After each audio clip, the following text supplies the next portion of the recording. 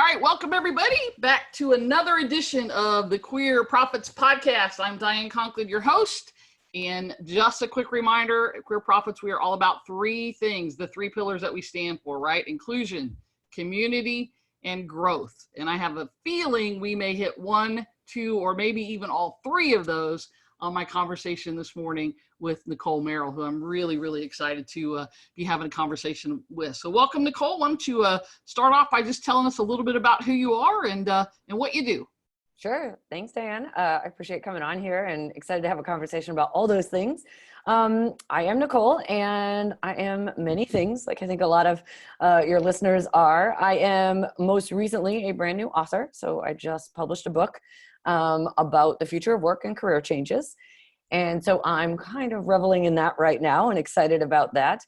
I also have my own company called Future Skills, where I examine emerging career trends and do training for groups of people to help them learn new skills and upskill to stay relevant in our fast changing world of work.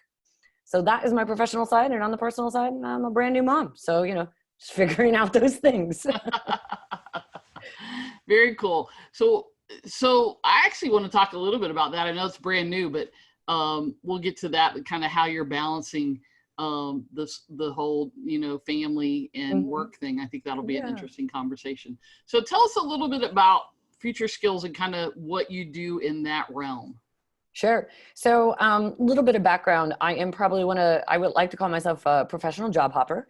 I am definitely the person who spent my career kind of bouncing around, trying to figure out, what I'm supposed to be doing. And I'm also part of a generation where everything's kind of been in flux, right? We were really raised with that idea that we would kind of go to college and be on that path forever. And I certainly was raised with that idea.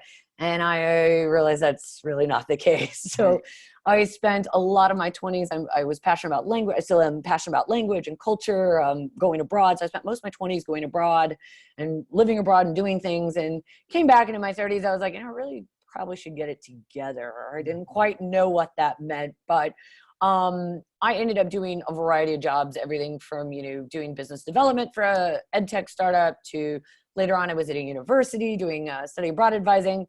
Then I transitioned completely and was a private jet travel writer for a while, and then ended up at, again, transitioning because my partner got into school on the East Coast to working at Yale School of Management as a global career coach. And there's a thread there of international, but these were all very different jobs in different industries, requiring different skill sets. And so once I landed at Yale, I was kind of in this new world of just, it was fast paced. It's MBAs, it's executives, it's international students, and everybody's got these brand names and shiny resumes. And I'm just like some girl who went to a state school and never had a brand name on my resume, right? So total imposter syndrome, but I did it. And it was a crazy 2 years. And in that 2 years, I was coaching and I was doing all these trainings, executive training, student trainings, whatever it was. And it was incredibly fast paced. And two things happened during that time. One, I started to realize the career advice we were giving was rather still stuck kind of back in that idea of one career for life, even though MBAs, 70% of MBAs are career changers. So they're coming in and they're getting this intense training for 2 years. And I sat there and thought, where was all this training when I needed it, right? I'm not an MBA, I'm liberal arts. And I thought, wow, that's real powerful. And then I started to notice we're still pretending that we're in that career forever, even for MBAs, right? We weren't teaching them, okay, after you get this job, how do you adapt? How do you learn new skills? How do you get a different career path, right? So that's the first thing that happened. The second thing that happened, a robot came to take my job. So let me explain. There was a vendor who came in, he had a platform, and he said, I have this platform. It's going to correct resumes and give feedback on them better than anything you could ever do, this software. And I said, no way. And he said, no way. And mind you, I hate doing resumes, which is inconvenient for a career coach, but he showed us. And sure enough, that platform reviewed resumes better than anything I could do. Wow. And I was like, okay, things are really changing. So that was the catalyst. That's kind of a long backstory, but that gives you kind of the catalyst of where I was like, we need to change. We can't be given the same career advice. We've really got to prepare people. This is right around the time people started seeing the headlines about, are robots taking our jobs, which is kind of terrible framing, but it reflects the change that's happening. So I quit my job, and thank goodness I have a very wonderful partner who is stable and has health insurance, and I was able to start a company that really focuses on that. And so now I do research on trends like AI in the workplace, but I also do trainings with large groups of people and talks to get people to rethink how we think about our careers. So let's talk about that, because I think this is interesting, right? So many of us as entrepreneurs and business owners, we're in that mode, but we forget that there certainly are people who are kind of in that stage of, hey, I had a job, or I have a job, and I want to do my own thing. So can you talk, Nicolle, a little bit about sort of the transition, and did you, you said you quit your job, so luckily you had a partner that you could still eat and do those things. Yeah. But what was that like? Like, what were the biggest challenges that you had, figuring out what you wanted to do and how to get things started and how to get new clients and that sort of thing? Oh, I'm sure your listeners are familiar with those challenges, but yeah, I think first off, how do I articulate what I'm doing? I think that's, when you're looking at some of this cutting edge stuff and you've got something that's, we've always done things one way. What's the vocabulary that we use? How do I talk about it? In my book, I tell this story, but I was towards the end of my job. I was just about to give notice and I was at a Christmas party, and this my wife's colleague's husband walked up, and he is a successful entrepreneur. And I knew this, and I was ready to be a successful entrepreneur, right? So he's like, so I hear you're quitting your job to, do life coaching or something. And I was all, whoa. Like, first off, I'm not a life coach. Like, probably can't tell right in here, but I don't have the warm, fuzzy heart. Like, I'm like a go-getter. I will get you, I will get you through things, but I'm not going to dive into your personal problems. So I'm like, no, actually, I'm preparing people for the fourth industrial revolution. And it was the most awkward moment because, like, what does that even mean? And he politely smiled and was like, well, good luck with that, and walked away, right? Because, like, as an entrepreneur, you're shaping your story. And in the beginning, you don't quite have your story and you don't know your language. And, like, dropping, I'm preparing people for the fourth industrial revolution. Like, what is that? Like, it was so embarrassing.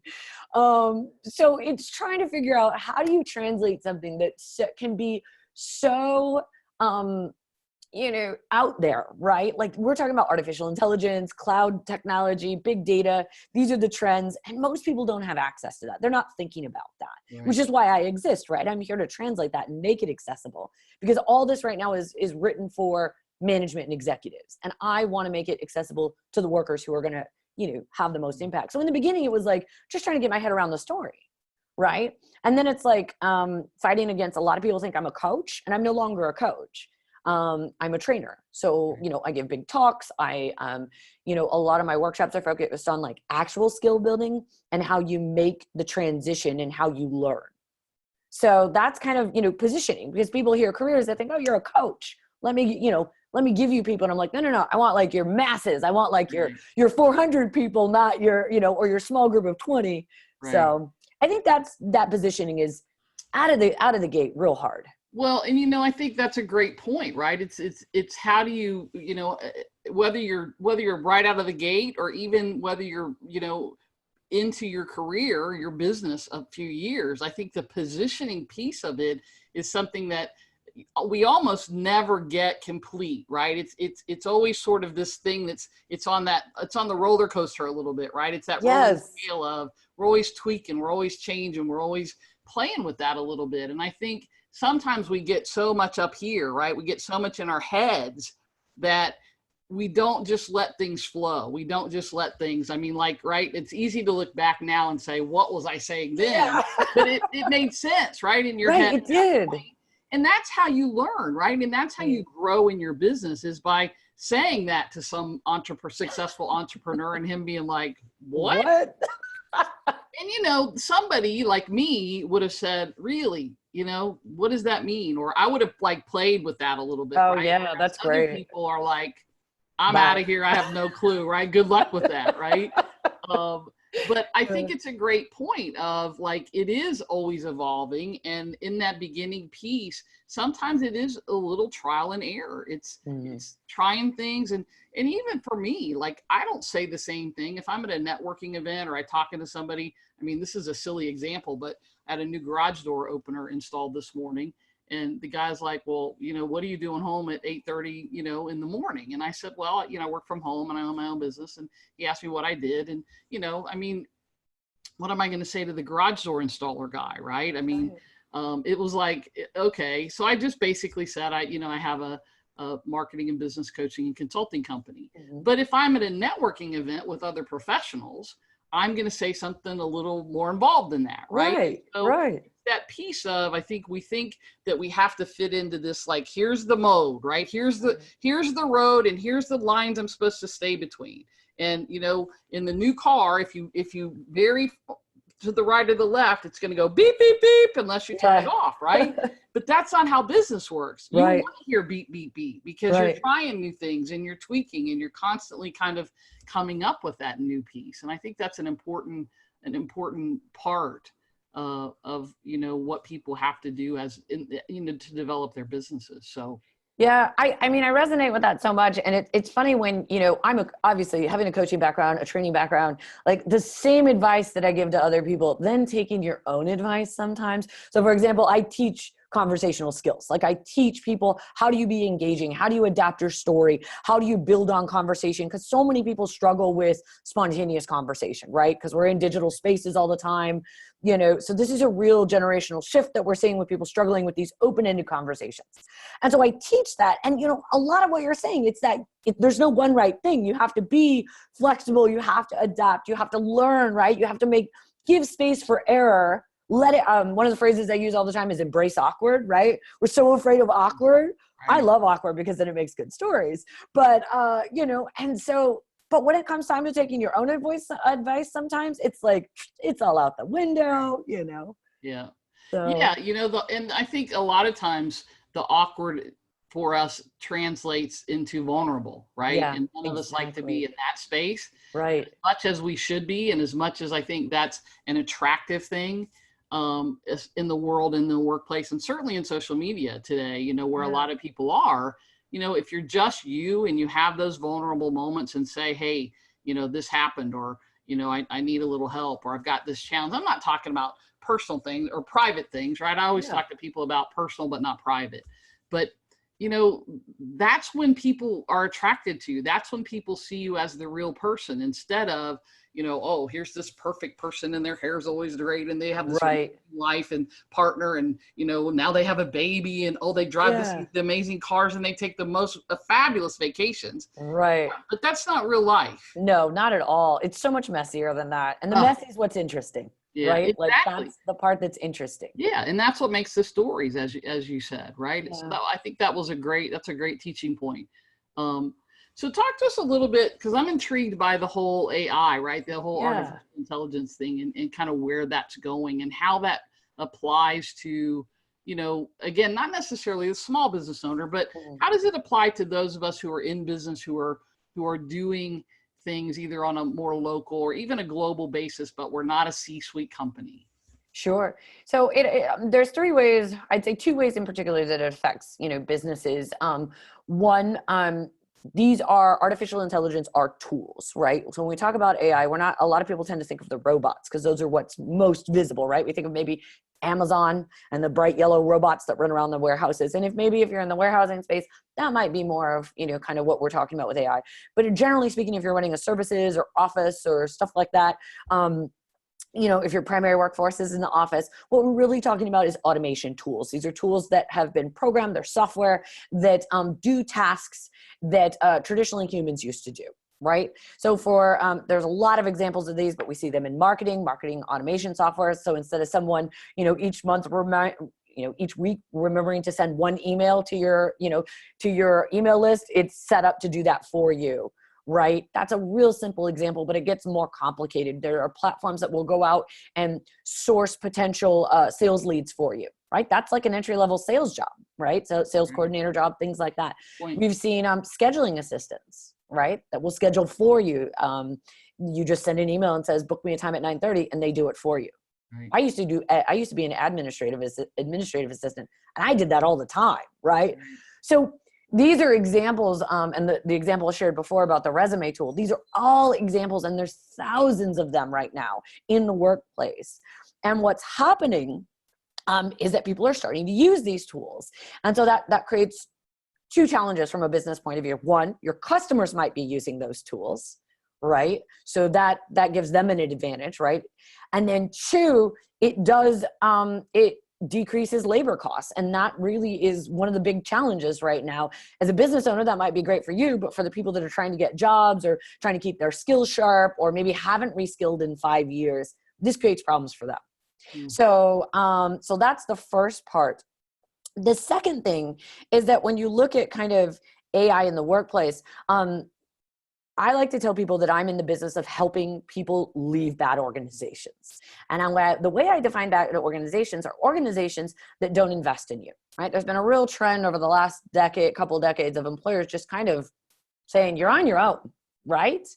And that's starting to shift. You're starting to see more people demanding more in the workplace. And the thing that I'm focused on is teaching people to demand more from a learning perspective, right? If employers want us to keep our skills up, then help us. Right? So looking towards your employer and saying, what are you offering me? Are there chances to, learn new skills? Can I get on a new project? Can I collaborate with another department? Do you offer a learning stipend? It's not necessarily tuition benefits, though that's certainly, there are now players in the market that help employers provide tuition benefits for their workforce that hasn't, finished their college degree or something like that. And so on. So what I look for in businesses and what I coach on kind of at scale here is creating learning cultures, right? Are you creating a learning culture within your business to ensure that your employees feel supported, that they are keeping their skills up to date, and that you too, as a leader or in management, are also showing that you have those skills. So if you're a small business, it's a little bit different, but as you get bigger, we're talking about, 100 employees even, right? Like, that's something you need to be thinking about, is what does your learning culture look like? Because traditionally that's been sidelined. Yeah. And I don't think it has to be different for a smaller company, right? As you start to bring people on, right? Whether it's people, so I work from a home office, and there was a time when I had 3 people, 5 people coming, into the house. Or whether you have a virtual environment. I mean, are you doing things that are creating the culture of, that learning piece, right? So maybe it's you're buying a book a month and sending it to everybody. Maybe it's you're providing, everybody gets to go to one training a year, right? Yeah, so, absolutely. You get to go to the CRM training because that's the thing that you utilize the most, and you get to go to the marketing training. Here's 3 to choose from. I mean, I think those kinds of things in investing back. And I think sometimes for us, what we say is, well, geez, Nicolle, if I do that and I provide all this training, then they're going to leave. Yeah. Right? Because now they're the expert at XYZ. Yeah. Right? It's like this fear, but to me, it's a little bit of an unfounded fear because, okay, yeah, you invested in them and you help them grow as a person. And so to me, I think of it now as the ripple effect, right? Yes. So I've made a difference in this life who now can go make a difference in hundreds more, which I affected, right? Which the ripple started with me. And so while we want to think, and look, I don't care what kind of business you have, that, as you said, right? The people staying, let me go to college and get the same job and stay for 30 years and get the gold watch. Yeah. It doesn't happen. Exactly. But if you're providing this environment that's fun to work in and that people enjoy, the mere fact that you do that will make them want to stay longer. It's so true. I cannot stress that enough. It's interesting. I love hearing your perspective on this because that's the mindset that people are starting to embrace, and other leaders are starting to say, hey, no, this idea that you're training them for somebody else, first off, so what? Right. But by not training them, you are most definitely pushing them out because they are seeing their peers. We have so much more access to jobs. We have access to what our peers are doing. FOMO is real, fear of missing out, right? I have a remote job and everybody's like, how do you get a remote job? I contract for an AI startup right now. And so, they're seeing that and they're like, well, how come I don't have flexible work, right? And so we have this movement right now. It's already there. And so you have 2 choices as a business owner. You can say, no, I'm not going to train them. We're going to keep doing it this way and lose them. Or you can start making steps. And I think the examples you provide are so good, right? It doesn't have to be, here's $5,000, right? Right. And I think about it in terms of the frustration in a lot of mid-career people's lives about they can't move up. They can't, because there's nowhere to go. They can't make more money because there's no budget. Well, okay. How about we look at these other ways to engage? Because fundamentally learning is about engagement. Right. This isn't, I just read an article from Harvard Business Review that was talking about the rise of the chief learning officer. And the idea behind it is that, for so long, learning and development has been kind of trapped behind HR. And what we need is a full-scale organizational shift where learning is embedded in the fabric of your culture, and it's headed up by someone who understands how to train, teach, and build skills within your organization, because that's how you stay competitive as a business. I was looking away because I had an email this morning, one of the ones I get, and I can't find it now. That's what I was doing, but that was actually talking about this very thing of training and, creating the culture, and it's the reason that people go or stay. And of course I can't find it now, but it's interesting. I remember reading it this morning, and I was like, so for us to be having this conversation now is interesting.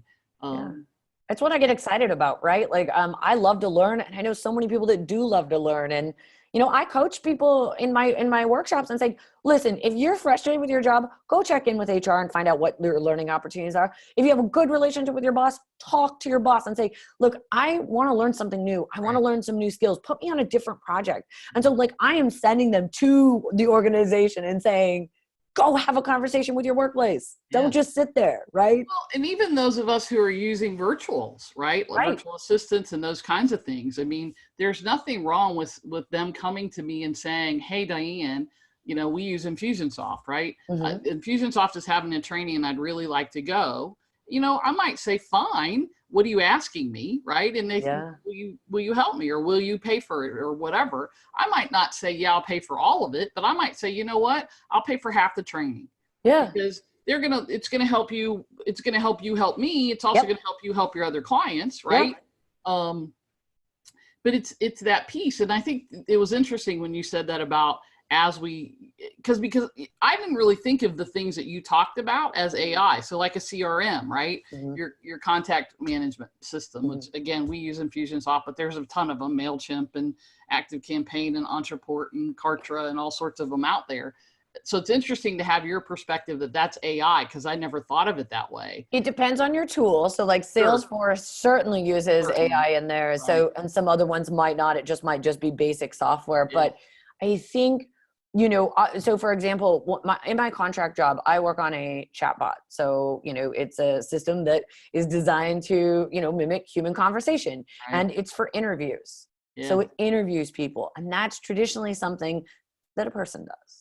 And so it's like, once you start looking at these tools, you start seeing them everywhere. Now, there's a huge caveat to this, in that a lot of companies call it AI and it's actually not AI, but that's beside the point. My point is like getting curious about this, because especially as a business owner, things are changing and you've got to be paying attention. And I tell this in all my workshops, I tell this to employees. I say, look, like, this is about curiosity. Yes, change is happening. It's, for some, it's like, whoa, I don't like this at all. And for others, they're innately curious.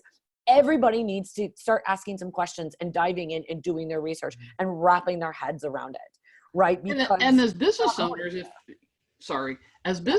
if we don't embrace change, we're in trouble. Oh, definitely. Right? Because it's going to change, right? And so it's funny that you said that about the bots, because I think for anybody who's in marketing, or anybody who's in business, or anybody who's on social media, if you're on Facebook, you probably have at this point experienced some sort of messenger bot. Definitely. Right? Where you've asked for some information and now there's a bot. And by the way, you can stop those at any time, just like you can with email, right? You can unsubscribe to those. You just tell it to stop, and it does. But it's interesting the way you put it, I think, about, it's anything that a human could possibly do, right? And then to your point a few minutes ago, all these tools that we have, your customers have, right? I totally relate to that from the perspective, again, of the automation of like sending emails, right?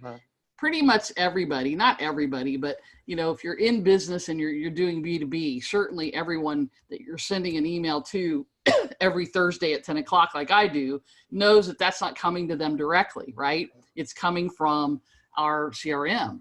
Yeah. And so they know that. Yeah. It doesn't necessarily make a difference, but you're using tools and they're using the same tools. And so everybody knows. And yet, if you watch from the perspective of what are they doing to learn from that, there's always a lesson in that piece.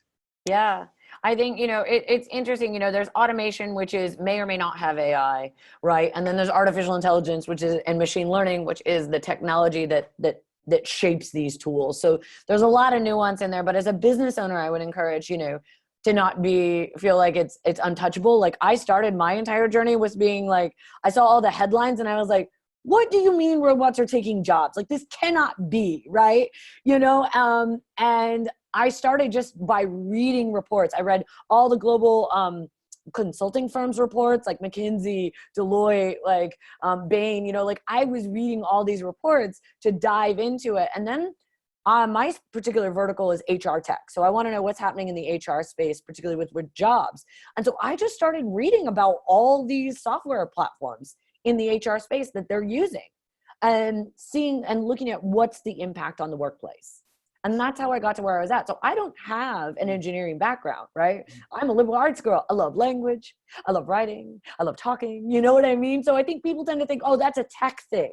Right. It's not a tech thing, right? It's a curiosity thing. And as a business owner, what I love about business owners and what's prepared me actually for a lot of, what I do is going into business is you already do multiple things. You already know like where your skills are at. Hopefully, you know where your skills are at, right? What you're good at, what you're not good at, what you like doing, what you don't like doing. And so you've already gone through the exercise of having to learn these things, right? New skills. Do the same with new technology. Right.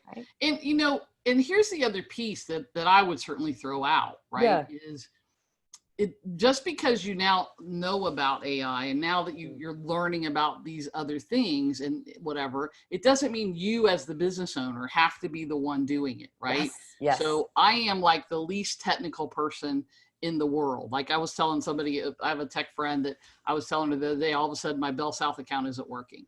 And I spent like an hour trying to research it and I still can't figure it out. So I'm going to let somebody else do it because I shouldn't have even spent the hour, but I don't have, now I do, right? But I didn't have a tech person. But my point is, like, there's like 4 or 5 things in my business that I'm good at that I want to stay in that lane. Yes. Tech ain't one of them, right? Yeah. If the computer doesn't come on when I push the button, I kick it.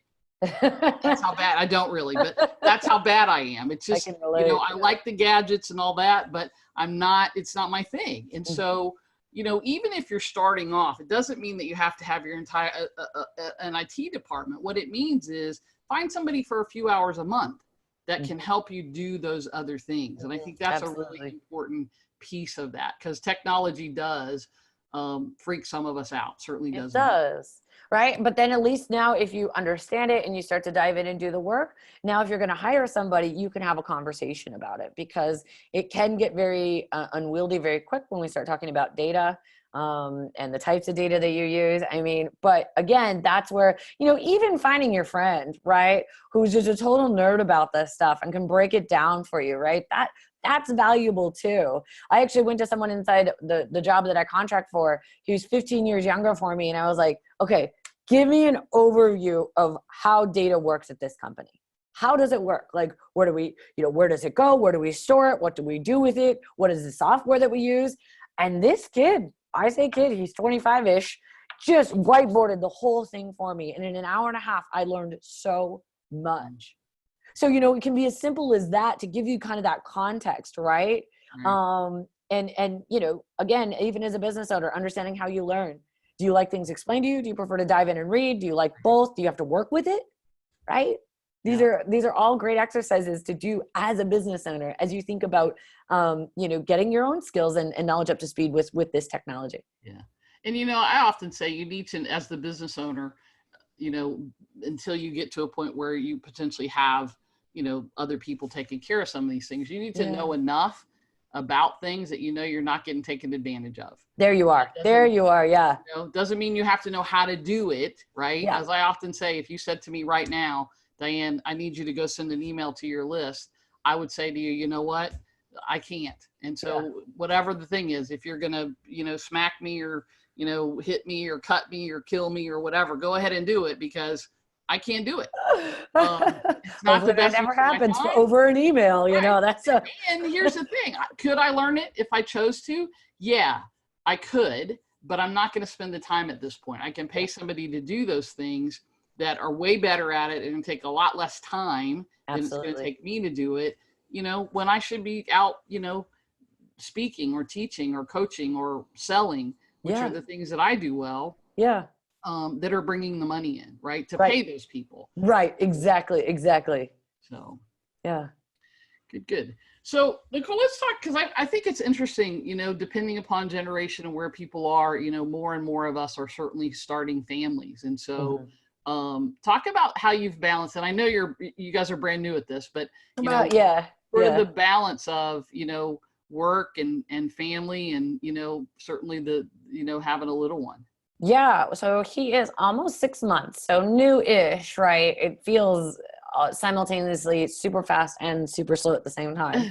I will say one of the things that really surprised me about this was how much having a business really prepared me for having a baby from a time management perspective. Because I used to be the worst at time management. Like I remember my mastermind group, like for a year, I would just go in and be like, I don't know, guys, I seem to just get off track all the time. Like I have a million things to do. And then, I have shiny object syndrome, right? Like I'm always like, this is cool, this is cool, this is cool, right? And so like worked so hard on self-discipline and making sure that like, I was planning my time accordingly. So by the time my baby got here, I was like, I had that down. And it turns out that some of those skills transfer to having a child. And also just being able to adapt. Like, so I think that's kind of like where I struggle, where it's like be structured, but also adapt. Right. And I've actually found a very nice, happy middle there. Like I didn't know it. And then I had a kid and I was like, wow, here I am structuring and adapting, because you have no choice but to adapt all the time. Right. So it was really surprising to see that overlap in skill set. And I think it's because like I focus so hard on in my trainings about teaching people about skill sets and getting better at skills and learning new skills. So I already see life through a prism of skills, right? Like we always talk about like if the apocalypse comes, what's going to be like your skill, right? So I'm kind of obsessed with skills. So I think I saw it through that lens. So in the beginning, I was like, yeah, look at these transferable skills. As we've settled into it, it ebbs and flows. I have a part-time contract job that has really blown up. I work for an AI startup. I work as a conversation designer. It's a very interesting cutting edge job. And that was supposed to be my side gig. Like I did it because for a lot of reasons, right? And between that and speaking and writing a book and having a child, I've really hit maximum. There is no, production, making myself more productive. I have to be less productive at this point. So I think that's part of the process when you have a kid, a brand new kid, is checking in with yourself and saying, holy shit, things got a little bit too much right here. And really doing the work to take something back and having honest conversations with your partner. I think as a business owner, there's always work to be done. Yep. And it can feel very overwhelming, and having a child can feel very overwhelming. So sometimes launching a book can feel very overwhelming. And so sometimes they can all come together. And thankfully I have an incredible partner who's in a completely different field. She's in medicine. So her world is very different and very real and tangible. Whereas I'm like AI, training people, writing a book, right? Like these things are like, she's like, I put my hands in bodies, right? So I think having a good partner and having those ongoing discussions is really how I get through it. Because you can't, I think even as a business owner too, like there are times I think, it's roller coaster. There are times where you're like, everything's great. And there are times where you're like, man, what am I doing? And so that dovetails with motherhood too, and I think the honesty about it, and surrounding yourself with other people that are going through the same thing is just like you do as a business owner, right? You find people that also are going through it. It's the same thing. So that's how I do it. There's no real solution for balance. It's not balance. It's juggling. No, I don't believe there is such just juggling. Yeah, I don't believe there is such a thing as balance. I think the balance is over the long haul. It's not over a day or over. It's wanting to be present in where you are when you're there, and yet knowing that that's if you can do that piece, right? Look, there are times. I use myself as an example. When I'm, running a 3-day event, I'm not balanced because that 3-day event is the only thing I'm doing. Yes. For those 3 days. However, I will tell you that yesterday in the middle of the day, because I had something last night to go to, I went and walked for an hour. Yes. And while I was walking, That's where I was, right? Yeah. And I let my mind have that freedom. But It's that piece of, there was no balance in the hour that I was walking, because that's what I was doing, right? It was self-care, it was fitness, it was that. Yeah. And so it's this whole idea of balance, I think, has gotten out of hand. But, Right. there's a great analogy. I love the thing that you talked about having the plan and being flexible. A very, very wise man who, at the time that he said it to me, I wanted to punch him in the face, once said to me, Diane, you have to be more like a palm tree. And I'm like, it was a Scooby-Doo moment. I said, Yeah. He said, you have to be like a palm tree. I said, what does that mean? And he said, really simple. He said, think about the palm tree. It's planted in the ground and has really deep roots. And so that's your plan, right? You've got your plan and your plan is set. And then the hurricane winds come. And what happens to the palm tree? Well, it bends, right? It bends to the right, it bends to the left, it bends backwards, it bends frontwards. But very rarely do you see a palm tree break. Because there's the flexibility of the palm tree to be able to take that movement and bend with the wind. And sometimes it'll bend to the point where it looks like it's almost to the ground. And yet when the winds go away and the sun comes back up, guess what? The palm tree grows back toward the sun. Yeah. And so even though it may be in an L shape, that palm tree is still there. And I think it's the same thing that you're talking about here, right? Is you have your plan for the day. You have your marketing plan for the year, which is something I talk a lot about, and we write it in pencil. Yeah. Because you may have to shift things. Things may have to wait a month as a business owner. Things may have to move forward a month because, things change and shift. And so, unexpected things happen. And if you write things in pencil, if you're flexible within side of your plan, that doesn't mean don't have a plan. And that doesn't mean just throw stuff on the wall, but having that firm root and then being flexible inside of that, I think is a really important, not only as a human being, but I think even more specifically as business people. Yeah. That's a great visual to think about too. First, it reminds me of a calming beach, but it is a really nice visual, because I do find that it is hard sometimes to, that bending, right? If you're bending too far, you're like, but again, checking in with yourself and being like, well, yeah, I am bent over here. I need to do something after this is over, that nourishes me. I'm a big believer in, self-care. I have my routines. I walk, I make sure I get out of the house, because I am also working here. I have co-working spaces. I'm an extrovert. So for me, it's people. Like, I'm like, what am I doing? Right. Who am I seeing? What are I want to have good conversation with people, that's what really fills me up. And so that helps. And lately I've been trying to take Sundays offline entirely.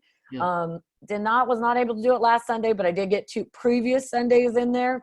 And that's because I go back to being present, right? Like, I'm pretty good with managing my phone time around my kid. And that's something that's really important to me right now, is to not be on my phone while he's there. And that's easier said than done, but I really try to focus on it because he needs that attention from me. Sure. And the thing with being online, with being on my laptop, I will just, you go to look at one thing and all of a sudden it's like, well, let me just, get in there. Right.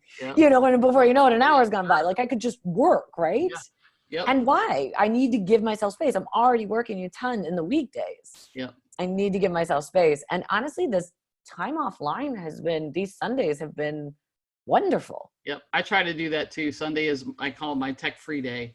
Oh, that's a great idea. And, I do business on a real landline phone. So my clients don't have my cell. So I don't have to worry about, not that there's, I don't have my hands and bodies, as you said. Yeah.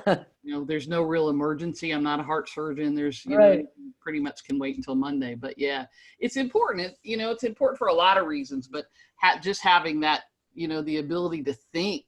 Yes, there it is. Because all that email, all the pings, all the social, all of it interrupts that. Yeah, absolutely. I have all that turned off. I have all my notifications turned off. Smart. Yeah. So, Nicolle, let's talk about best business advice, either that you want to give or that you've ever received. Okay, so the best business advice that I received was more client type of stuff. And it was saying yes to the conversation. And I say that with an asterisk, because it's a double-edged sword, because people tend to reach out for you, for things without being clear. And you're like, why are we talking? Right. But there are certain people, I've used it in the context of when I'm really nervous about, if someone's invited me to something, or I'm nervous to ask somebody, just saying yes and doing it anyway. Right. Because I have had incredible conversations with people that have led to things. The first time it ever happened, this was before I even got the advice. I had ran into someone who was traveling through the US, is not from the US. And we met up in a bar. And she was like, by the way, I'm working for this company that's just traveling around to universities pitching adventure travel tours. And I was like, that sounds like a dream job. And she goes, oh, well, we're looking for people to go to Australia and New Zealand. If you can, do pitches to 500, students in an auditorium, we'll hire you. And it was all, yes. Right. And so that was kind of like the reward. Right. But as time went over, I remember these two entrepreneurs I had lunch with, and I asked them that question, and that was the advice they gave to me. And I was like, well, I mean, I talk to people, of course I'll say yes. But it actually became, once I was a business owner and started, like, you can talk yourself out of things really easily. Yeah. Right. And so reminding myself to say yes to the conversation is a lot of me going, ask that person, talk to them, engage with them, right? And then if someone who might make me nervous, I don't get nervous often, but if they do, so when it happens, I'm like, oh my God, why am I nervous? But giving into it and saying yes, participating, because I think, a lot of people tend to clam up when something's really important, or they really want to connect with this person and they're like, yeah, I don't know what to say, so I'm going to avoid it. Right. Say yes. Yeah. Right. And do it, because otherwise it's a missed opportunity. And so what if the conversation doesn't go right? Like that, my initial example, like sometimes it doesn't work out, but at least you've done it. And that way you're not sitting there going, I should have. Right. Yeah. It's great advice. And, it's interesting, and I'll let the listeners figure out who else said this, but this is the second time that I've heard the same advice. So it's very interesting, say yes and figure out how, say yes to the conversation. It's kind of the same thing, right? Say yes and figure out the details. Yeah. And the flip side of that. Oh, go ahead. I was just going to say, a part of that is the spontaneity, right? Yes. We're so planned, and I said, make a plan, but be flexible. Right. Well, so have some spontaneity in that and make it fun. Right. I think the spontaneity thing is such a great framing for it. Again, like when I teach around, conversational engagement and stuff like that, like, the reason that workshop came out of so many people in my coaching session going, well, what do I say? And I was like, well, what do you mean? What do you say? You just open yourself up. You have an opening sentence. These are how you build on conversation. Like I would just break it down and they'd be like taking notes so fast. And I'm like, are we really having a conversation about how to converse? And I think that's a reflection. There's this incredible book that I just blanked on. It's by Dr. Sherry Turkle, and it's called Reclaiming Conversation. And it was such a game-changing book for me because she's a anthropologist, sociologist who goes in and studies families, individuals, and organizations, and how digital technology has changed our communication styles. And it was like, I had been experiencing all of it. But once I read that book, I was like, oh, this is actually happening. Because if you think about it, we're remote, right? I work remotely. I spend my days in Slack, on email, on text, right? That conversation ability is a skill set. Yeah. Your ability to engage, be spontaneous, and be open without, drafting something first. Because in our digital communication, we draft. I learned that from our book. I was all, from her book. And so it's, when people start, when they think about, I'm structured, I don't know what to say, like it's that spontaneity, right? Yeah. It's being comfortable with that. And, I think the flip side is also true, right? We're so into a quick text where we don't think, or a quick, something on Facebook where we can say whatever we want because we're not face to face, right? Instead of the conversations over a glass of iced tea or a beer, right, on your front porch, or, having a dinner with a client or whatever. And so it's interesting that we have, both of those things today. Yeah.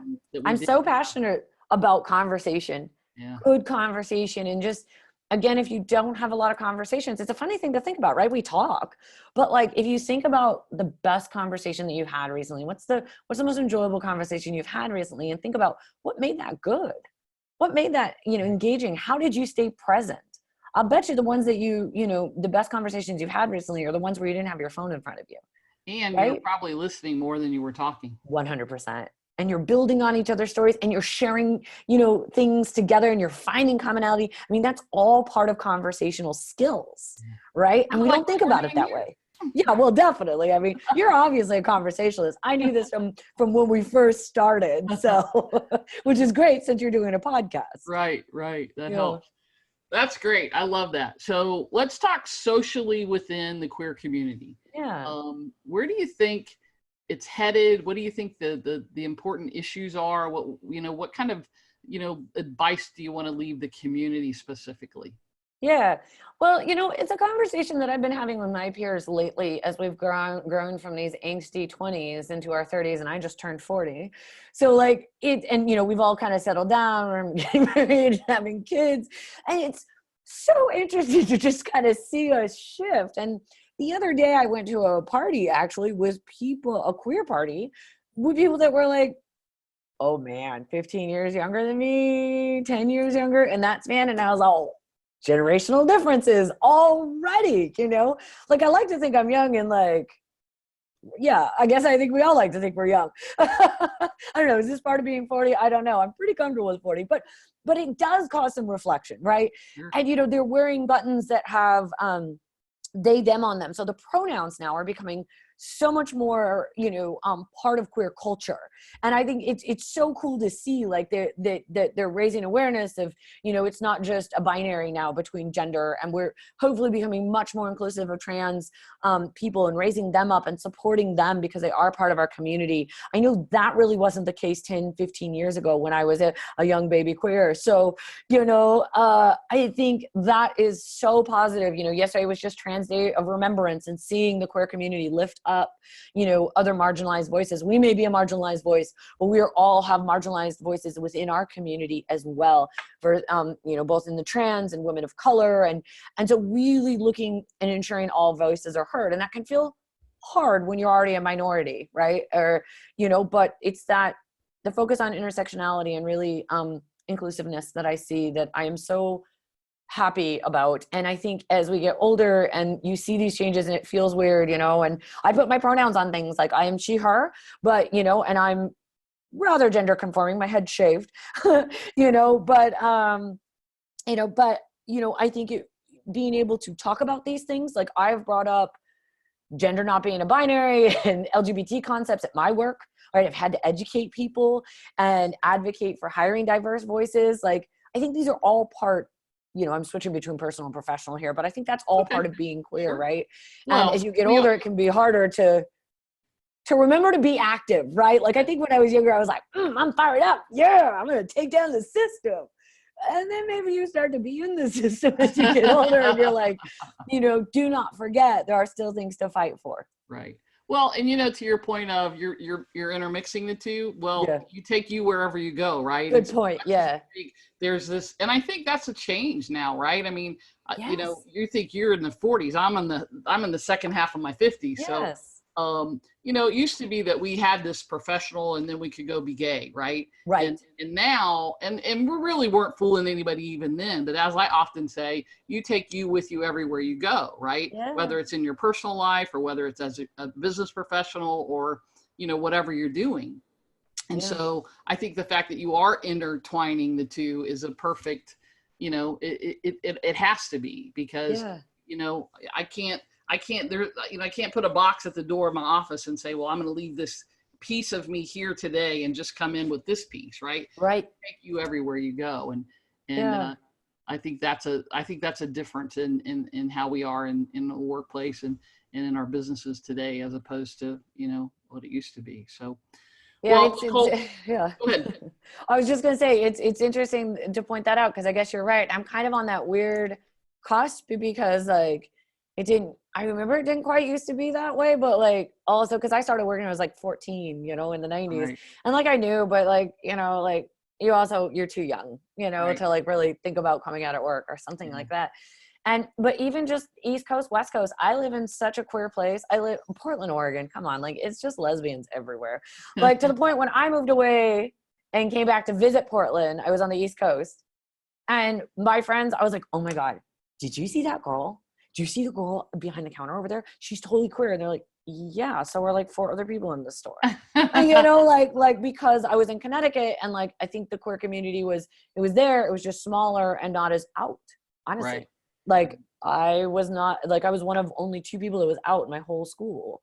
And when I worked there, and I was like, this is what, where are you people? Right. You know, so I happen to be very lucky to live in such a city that's so gay. Yeah. So, And, you know, I think we sometimes as a overall, this is a big general statement, which I don't yeah, like to make, but I think sometimes we assume, right? I mean, I'm in Atlanta, you're in Portland, yeah, that everybody's in those mega cities where it's safe and right, comfortable. You know, I grew up in small town rural Ohio, and there are a lot of us in those small town areas that don't have the freedoms, if you will, right. to be as out and open.